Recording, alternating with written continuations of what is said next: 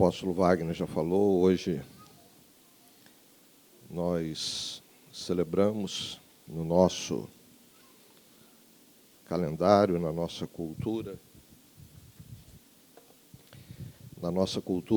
o Dia dos Pais, né? E aí nós aproveitamos esse momento, esse dia, para recordarmos alguns princípios, alguns valores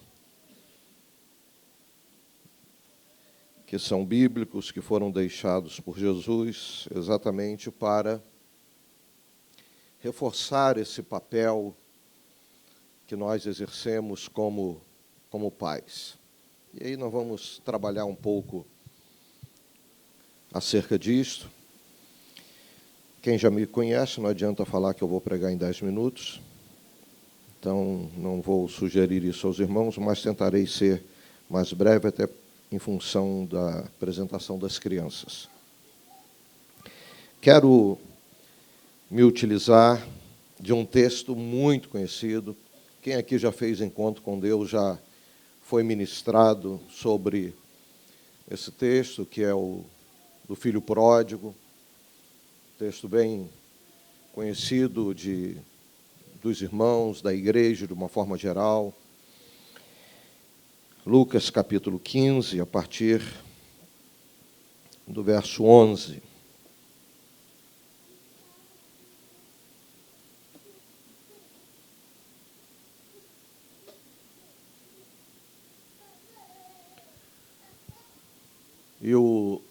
Volta ao tema aí, Fabrício. É Fabrício que está aí? É. Não, mas quem está mexendo é... Isabel. Emanuele? Emanuele. O Pai segundo os olhos de Deus. Eu acho que aí eu até tinha colocado os pais, mas foi bom, o singular. Eu estava até revendo ali o tema que eu dei na hora, porque eu quero fazer um paralelo exatamente com o Pai eterno, né? com Deus. Né, Jorginho? Meu carequinha predileto. Saudade dele, né? Tanto tempo sem vê-lo.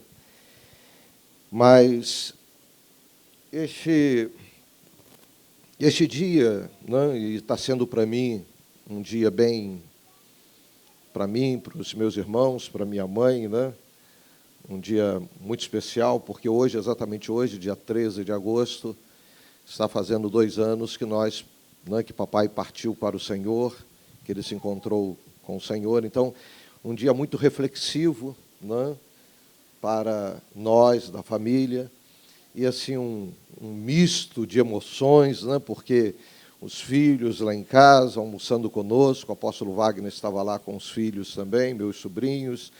Então, a gente comemorando o Dia dos Pais, a memória, né, a saudade, né, batendo da lembrança de papai, o irmão de mamãe, um tio hospitalizado, né, em estado grave. Então, nós estamos nesse misto de emoções. E o apóstolo Wagner, ontem à noite, quando nós estávamos indo para ministrar a consagração de presbíteros na Igreja Renovar em Saquarema, convida para ministrar hoje. Eu, ai meu Deus, essas emoções todas, mas assim é a vida de um sacerdote. Eu já tenho mais de 30 anos de ministério, então a gente já está acostumado com lidar com esse choque de tantas emoções ao longo do ministério.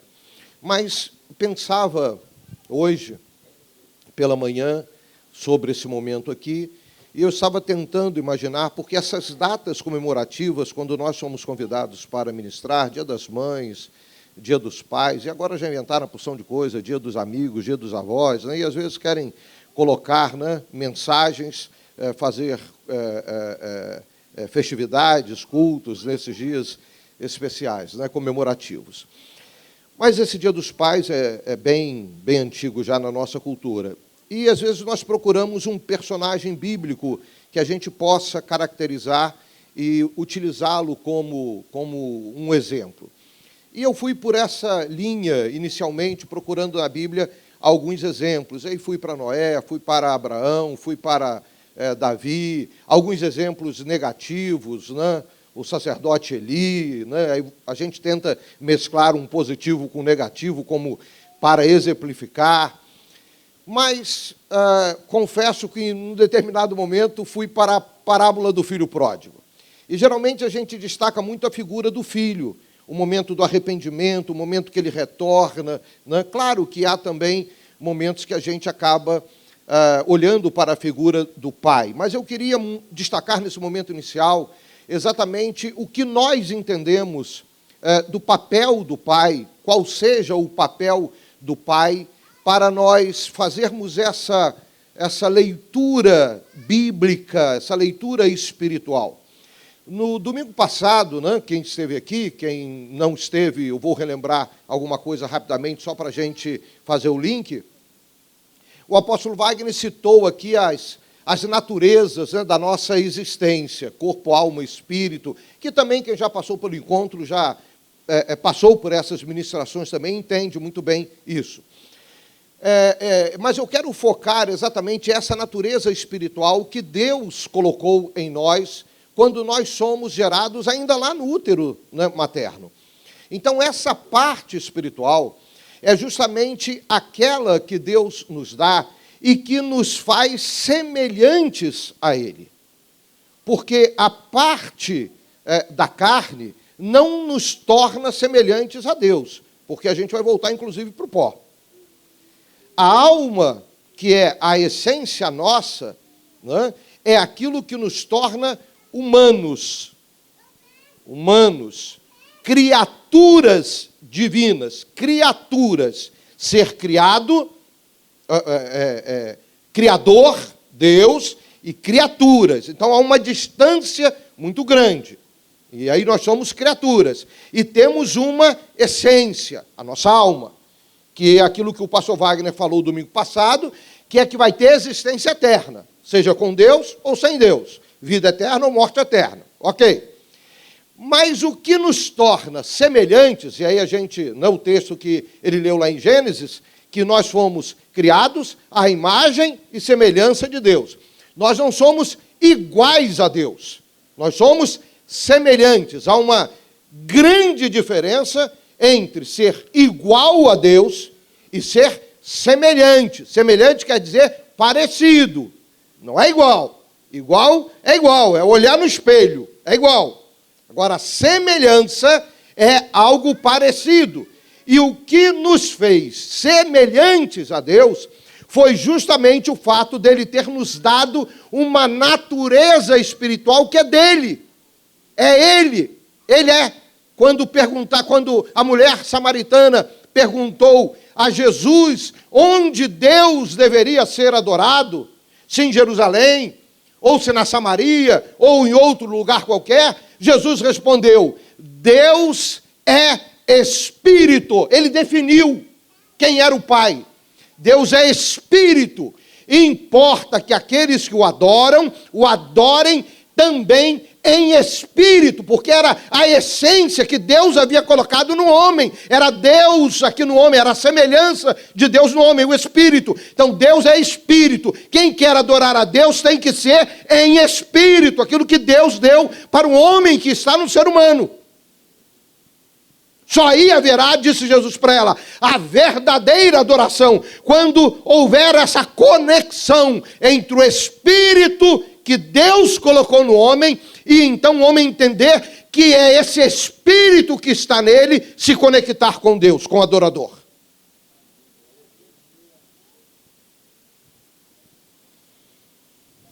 Com aquele que se adora, não o adorador. Bom, mas o que tem isto a ver com o Dia dos Pais? É porque neste momento em que Deus coloca o seu espírito e torna o homem semelhante a ele, exatamente nessa existência do ser humano na face da terra, alguns dos atributos de Deus, que é espírito, Deus semelhantemente colocou no homem, de forma perfeita.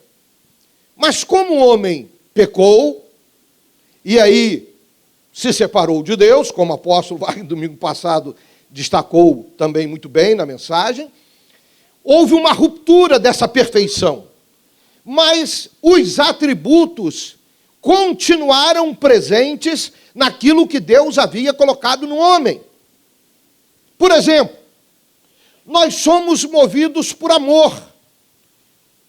Quem não é movido por amor é a semelhança de Deus neste ser humano, que de uma forma imperfeita, este ser humano não consegue viver este amor na sua plenitude. Então, ele, por não se conectar com a natureza espiritual de Deus, que é amor perfeito, ele fica desconectado no seu espírito.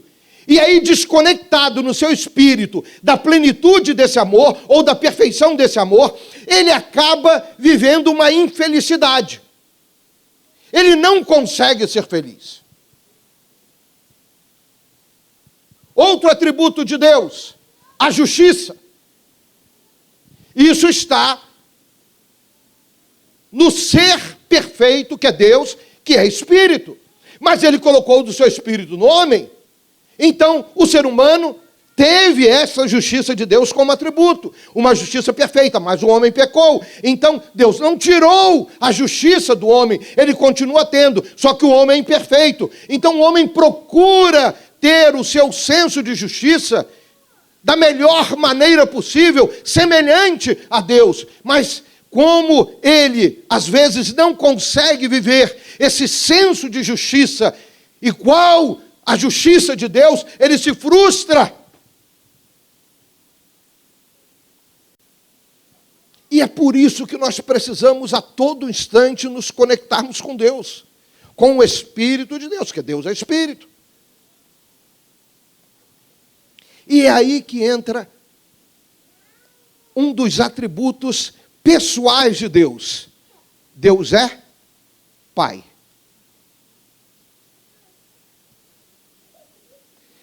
E aí ele deu ao homem, na sua natureza espiritual, exatamente este atributo semelhante a ele, a paternidade. E aí o homem foi feito com este atributo para ser pai. E o exercício da paternidade era para ser um exercício perfeito, igual a Deus. Mas pecamos. E aí não conseguimos exercer a paternidade na sua perfeição, mas assim como o amor e assim como a justiça, o fato de sermos imperfeitos não quer dizer que não busquemos esta conexão com Deus para exercermos a plenitude da paternidade que Deus nos entregou e quer que nós vivamos nele. E aí entra a parábola do filho pródigo, como um exemplo perfeito que Deus deixou para nós. Vamos ao texto logo todo para a gente ler? E aí eu quero pontuar 3 coisas apenas. Jesus continuou: um homem tinha 2 filhos. O mais novo disse ao seu pai: pai, quero a minha parte da herança. Assim ele repartiu sua propriedade entre eles. Não muito tempo depois, o filho mais novo reuniu tudo o que tinha e foi para uma região distante. Lá desperdiçou os seus bens vivendo irresponsavelmente. Depois de ter gasto tudo, houve uma grande fome em toda aquela região e ele começou a passar necessidade. Por isso foi empregar-se como um dos cidadãos daquela região, que o mandou para o seu campo a fim de cuidar de porcos. Ele desejava encher o estômago com as vagens de alfarrobeira que os porcos comiam, mas ninguém lhe dava nada. Caindo em si, ele disse: quantos empregados de meu pai têm comida de sobra, e eu aqui morrendo de fome? Eu me porei a caminho e voltarei para meu pai e lhe direi: pai, pequei contra o céu e contra ti. Não sou mais digno de ser chamado teu filho. Trata-me como um dos teus empregados. A seguir, levantou-se e foi para seu pai. Estando ainda longe, seu pai o viu e, cheio de compaixão, correu para seu filho e o abraçou e beijou. O filho lhe disse: pai, pequei contra o céu e contra ti. Não sou mais digno de ser chamado teu filho. Mas o pai disse aos seus servos: depressa, tragam a melhor roupa e vistam nele. Coloquem um anel no seu dedo e calçados em seus pés. Tragam o novilho gordo e matem-no. Vamos fazer uma festa e alegrar-nos. Pois este meu filho estava morto e voltou à vida. Estava perdido e foi achado. E começaram a festejar o seu regresso.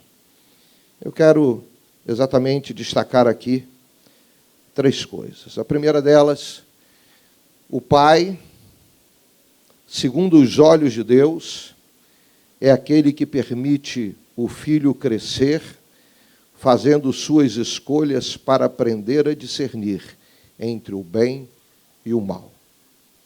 Então, uma das coisas nesta relação de paternidade, melhor, neste atributo de paternidade, que Deus entregou ao pai, ao homem pai, foi: o pai tem que entender que, aos olhos de Deus, ele precisa permitir que o filho cresça, que o filho amadureça e que o filho faça suas escolhas ao longo da vida, para que nesse processo de amadurecimento o filho consiga entender e crescer escolhendo entre o bem e o mal. Porque esse processo de escolha haverá de gerar o homem que será na vida adulta. Veja só, bem e mal é diferente de certo e errado. Certo e errado, na filosofia a gente trata isso de moral e ética. Moral é certo e errado. Ética é bem e mal. Aí você pode dizer, são as mesmas coisas? Não. Bem e mal, vamos imaginar aqui um círculo dentro de outro. Certo e errado é um círculo pequeno. Bem e mal é um círculo maior, onde nele está inserido o certo e errado. Vou dar um exemplo para você. Se você for para uma cultura de uma tribo africana, bem isolada, né, da convivência do homem moderno, você pode encontrar lá a prática da antropofagia. A antropofagia é alimentar-se do próprio corpo humano. E, às vezes, eles se alimentam do próprio corpo de elementos da própria tribo. Isto é uma prática de uma cultura tribal de milênios naquela região. Se você perguntar a uma criança daquela tribo ou ao mais velho daquela tribo se comer carne humana é certo ou errado, ele vai te responder o quê? É certo. Mas se você chegar lá, você vai achar que é o quê? Que é errado. Este é um exemplo de moral. Porque dentro daquele ambiente e dentro daquela cultura, a antropofagia é certo. Você vai para alguns países islâmicos, árabes, nem todos são, mas alguns têm a prática do politeísmo, da poligamia. O homem pode ter várias esposas. E aí, se você perguntar lá se é certo o homem ter várias mulheres, eles vão te responder que é certo. Inclusive, a legislação prevê isso. Mas, se você chegar lá e ele perguntar a você se isso é certo, você vai dizer, não, é errado. Mas quem vai estar errado naquela cultura é você, porque para eles, e de acordo com a lei, é certo. Já os princípios de bem e mal, eles são muito maiores do que esses valores culturais de uma determinada região do planeta. Eles são muito mais amplos. A ética abrange o bem e o mal. A moral abrange o certo e o errado. Este texto aqui está apontando exatamente para princípios éticos. O pai, segundo o padrão de ética divina de Deus, e a Bíblia é tremenda, porque a Bíblia não fica tratando, e a gente precisa aprender a trabalhar e a entender aquilo que, às vezes, é padrão de moralidade na Bíblia, quando, por exemplo, Paulo escreve para uma só igreja, né, acerca do corte do cabelo da mulher por causa da deusa Diana, lá naquela cidade. E aí muitos, durante anos, entenderam que a mulher não podia cortar cabelo, porque este era um princípio que Paulo estava falando de moralidade para a cultura daquela cidade, naquela região. A prova disso é que em todas as outras 12 cartas, Paulo nunca escreveu nada para a mulher acerca de corte de cabelo. Só naquela carta para aquela cidade e para aquela igreja, porque era onde tinha o templo da deusa Diana. Porque os princípios tratados na Bíblia são éticos. Eles não tratam de certo e errado à luz de uma cultura. Eles tratam de bem ou mal à luz de princípios que lidam com toda a humanidade em qualquer lugar do planeta. Princípios como salvação, como pecado, como perdão, como juízo.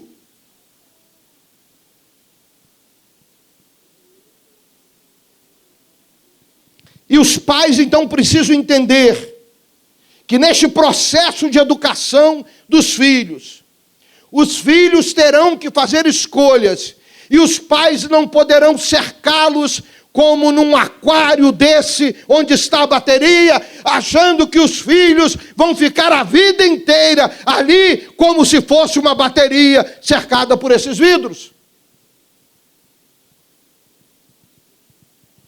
Quando chegou naquele momento que o filho disse, pai, eu quero parte da minha herança. E aí o filho depois chegou para o pai, pai, eu vou embora, eu vou sair. O pai em nenhum momento, porque já tinha passado boa parte da vida com aquele filho, e aquele filho conhecia os valores ensinados pelo pai. E o pai disse, ok, meu filho, pode ir. Chegou o seu momento. Eu já te ensinei tudo, mas é essa a escolha? Então siga. Segundo, o pai segundo os olhos de Deus é aquele que se revela ser um porto seguro, é aquele que sempre será um lugar de acolhimento. Nos versos 17 e 19 que nós lemos, e tornando em si, disse aquele filho, né, que estava agora afastado, passando fome, ele foi e se lembrou, quantos empregados de meu pai têm o que comer lá na casa do meu pai, e eu aqui estou perecendo de fome. Vou me levantar, vou me encontrar com meu pai, e vou lhe dizer, pai, pequei contra o céu e perante ti. Eu sei que não sou digno de ser chamado teu filho, mas me torne pelo menos com um dos teus empregados. Aquele filho sabia que em algum momento da sua história de vida, ele tinha aprendido que na pior situação da sua existência, o lugar de segurança não era se arriscar novamente uma outra aventura. Não era procurar um outro patrão em uma outra terra distante. Não era arriscar um outro emprego. Se não deu certo com porcos, quem sabe com vacas? Quem sabe com cordeiros, com ovelhas? Não. Quando a coisa fracassou, ele se lembrou que o porto seguro era a casa do pai. E aí, pai, será que sua educação, será que o uso da sua paternidade com seus filhos, em algum momento, na hora da luta, da dificuldade, seu filho vai poder se lembrar que a sua casa, que a sua vida é um lugar de acolhimento, é um porto seguro para ele? Porque esta é a paternidade de Deus. Quantos versículos da Bíblia, principalmente nos Salmos, né, Deus fala, Davi fala, Senhor, Tu és o meu refúgio, a minha rocha segura. Não, porque esta é a paternidade de Deus. E é isto que O filho pródigo aqui, quando sente a insegurança, ele olha para o pai e expressa exatamente isso. É para lá que eu vou voltar. Eu nem sei o que vai acontecer. Eu sei que lá os empregados do meu pai têm o que comer. Eu sei que eu pequei contra os céus, eu pequei contra o meu pai, mas eu só tenho um lugar para voltar para ir. É para a casa do meu pai. Porque a casa do pai era um lugar seguro. Em terceiro e último lugar, o pai, segundo os olhos de Deus, é aquele que manifesta graça, compaixão e amor na sua paternidade. E levantando-se foi para seu pai. E quando ainda estava longe, viu seu pai e se moveu de íntima compaixão e correndo lançou-se-lhe ao pescoço e o beijou. E o filho lhe disse: pai, pequei contra o céu e perante ti, já não sou digno de ser chamado teu filho. Mas o pai disse aos seus servos: trazei-me depressa a melhor roupa, e vesti-lhe, e ponde-lhe um anel na mão, e sandálias nos pés, e trazei o bezerro cevado, e matai-o, e comamos e alegremo-nos, porque este meu filho estava morto e reviveu, tinha se perdido e foi achado, e começaram a alegrar-se. Graça, compaixão e amor. Deixa eu dizer para você algo que a Bíblia não mostra aqui, mas livros mais antigos ainda do que a Bíblia, que são livros da tradição judaica, eles revelam que era vergonha um senhor, proprietário de terras, correr em lugar público, seja para salvar um animal, seja para atender um membro de família, seja para socorrer um empregado. O Senhor nunca fazia isso, ele mandava alguém fazer. Era vergonhoso, na tradição judaica, um homem rico fazer isto. Um proprietário de bens fazer isto. E o texto mostra exatamente o que este pai fez. Ele não estava aí nem para as tradições. Quando ele viu de longe o filho. O texto é claro. Diz que ele o viu de longe. Ele sai correndo. Ele o abraça e o beija. Eu fico imaginando aquela cena. É uma parábola, é uma história, né? Mas eu fico imaginando a cena, transformando-a em uma cena real. O pai voltando com ele, abraçado, e o beijando. E, ao mesmo tempo, porque quando ele corre, os empregados vão, porque querem saber o que está acontecendo. E há um sentimento de proteção do Senhor. E eles, vendo o pai, o Senhor voltando agora com seu filho, e, ao mesmo tempo, ele dando ordens à medida que está voltando para os seus empregados. Olha, vão lá e peguem o melhor bezerro. E já vão preparando. Eu quero uma festa agora. Olha, vai na frente, prepare o melhor vestido. Olha, aquele anel que eu tenho lá guardado, lá no meu quarto. Pegue aquele anel. Olha, aquelas sandálias especiais que eu tenho lá também separadas. Para mim já estava tudo preparado, esperando o filho voltar.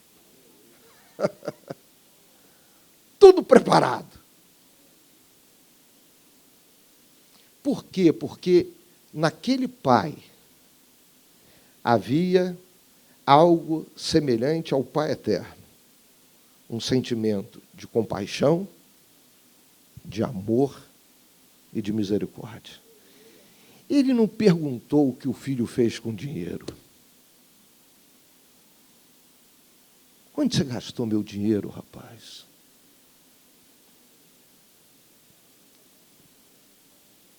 Eu te dei boa parte de toda a minha herança em vida, porque você pediu.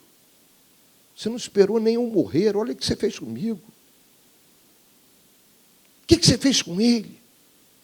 Você está voltando, mas você trouxe alguma coisa de volta? Ele não fez nenhuma pergunta.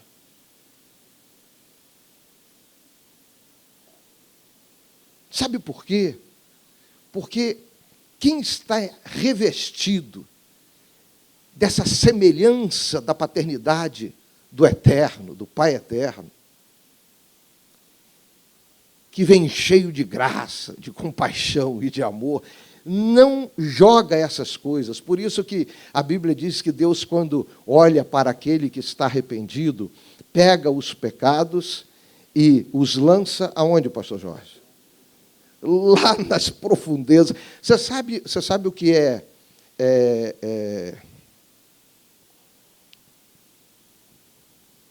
rapaz, o nome agora, abissal, me ajuda aí. Abissal, lá do fundo do mar. Oh, meu Deus. Tem uma palavrinha antes. Hã? É como se fosse uma fenda abissal, mas tem uma palavrinha antes. É a parte mais profunda do fundo do mar.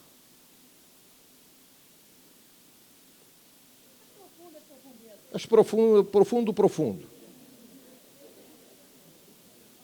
Alguém sabe aí? Me ajuda aí. Hã? Fossas abissais.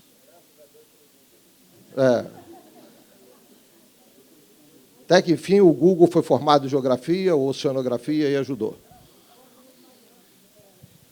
Hã? Não, essa é uma fossa.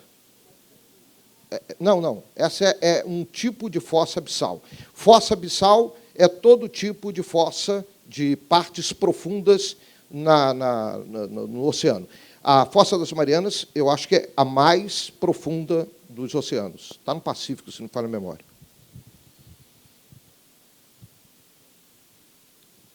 Eu fico imaginando que ninguém deve se aproximar dessa região, dessa fossa aí, das Marianas, tá? Porque o que deve ter de pecado lançado lá.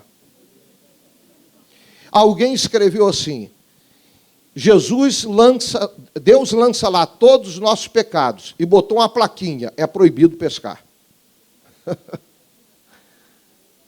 Mas exatamente essa é a ação de quem age por compaixão e misericórdia. E aí, por isso eu comecei falando exatamente da essência da semelhança do Pai Eterno com o ser humano que recebe atributos de Deus quando criado à imagem e semelhança do Deus Eterno. Nós recebemos isso dele. O pecado desconfigurou? O pecado criou um caos? Sim. Mas onde nós temos oportunidade de acertar isso tudo? É em Jesus. Então a gente corrige isso tudo em Jesus. Aliás, quem nos deu essa possibilidade foi o próprio Deus. Ele falou assim: eu não fiz o homem para isso, eu fiz o homem para ser semelhante a mim. Então, calma aí, eu vou dar a ele a oportunidade dele acertar. Eu vou enviar meu filho. Olha só o princípio da paternidade. Olha como que ele criou, ele pegou tudo que estava desconfigurado, eu vou configurar tudo de novo. O que eu vou fazer? Eu vou exercer a minha paternidade, eu vou pegar meu filho. E meu filho vai consertar esse caos. E aí, quem quiser viver isso de novo, é só aceitar meu filho.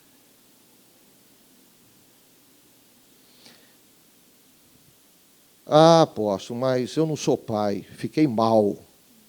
Ué, por quê? Jesus não foi pai? Então fique contente de você ter sido filho. Nenhum problema. O dia que você for pai, aí você vai entrar debaixo da paternidade. Mas se não for, você vai estar debaixo da unção de Jesus, foi filho. Amém? Fique de pé, eu quero orar com você. Essa água aqui está batizada pelo apóstolo Wagner, eu posso beber?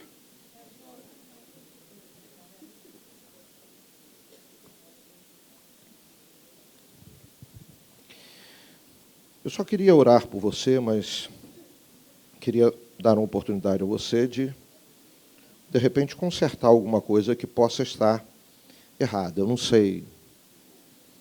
Não é só você e Deus é que se conhecem perfeitamente, né? E alguma coisa pode estar desconfigurada na sua paternidade. Eu quero especificamente falar sobre esse tema, né? E gostaria de orar sobre isso. se alguma coisa estiver desconfigurada na sua paternidade, alguma coisa não está sendo bem exercida na sua paternidade, alguma coisa ficou pelo meio do caminho mal resolvida. Aliás, até na condição de filho. De repente, você como filho, na relação com seu pai. E essa é uma relação muito complexa.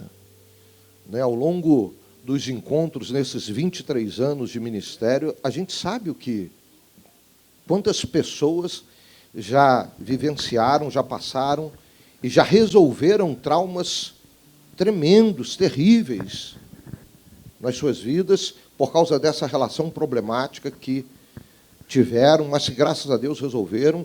Outros que conseguiram localizar o trauma, não conseguiram resolver.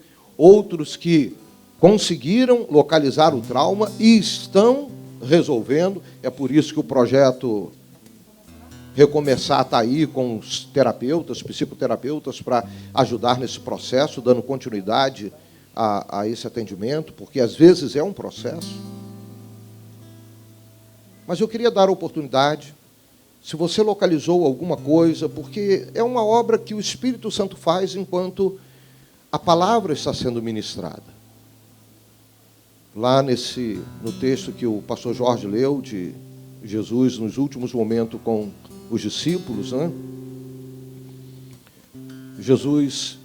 Ali os discípulos estavam preocupados quando eles começaram a perceber que Jesus estava falando que ele iria para o Pai e os discípulos não iriam vê-lo mais. E aí Jesus falou assim, olha, não se preocupem. O Espírito Santo ficará com vocês. E vocês haverão de ser santificados pela minha palavra. Então, quando nós estamos sendo ministrados pela palavra, o Espírito Santo começa a ministrar. Porque a palavra entra pelo ouvido, o apóstolo Paulo diz que a fé vem pelo ouvir e ouvir da palavra de Deus. Então essa ação da palavra, ela começa a provocar alguma coisa em nós e às vezes esse provocar produz uma fé. Uma fé que nos faz enxergar alguma coisa que está fora de controle. E essa coisa que está fora do controle, a fé, quando entra pela palavra, ela começa a mexer conosco, começa a falar conosco e começa a ajustar. E aí esse momento que a gente parece ser meio metódico, mas não é não. Esse momento que a gente vai encerrar, vai fechar, e a gente fala, olha, nós vamos orar agora, e a gente dá essa oportunidade para orar com você. É esse momento que a gente sabe que o Espírito pode estar produzindo algo na sua vida e colocando as coisas no lugar, e aí a gente quer fechar com chave de ouro, a gente quer selar isso que está acontecendo na sua vida. E talvez alguma coisa na sua paternidade, ou alguma coisa na sua vida como filho, na relação com seu pai, esteja fora do lugar, mas agora o Espírito Santo está colocando no lugar. Você está sentindo isso na sua vida e você gostaria de fechar, de selar este momento na sua vida dizendo, Deus, eu estou resolvendo isso hoje na minha vida e vou sair daqui para tomar as decisões certas da minha vida. Vem aqui que eu quero orar com você. Sai daí do seu lugar, não vai, faça outro sinal não, vem aqui na frente, eu quero orar com você aqui. Pode sair do seu lugar e vem aqui. Hoje é o dia dos pais, vença aí qualquer timidez aí nesse momento. Isso, vem aqui. Né? Vem aqui, eu quero orar com você aqui.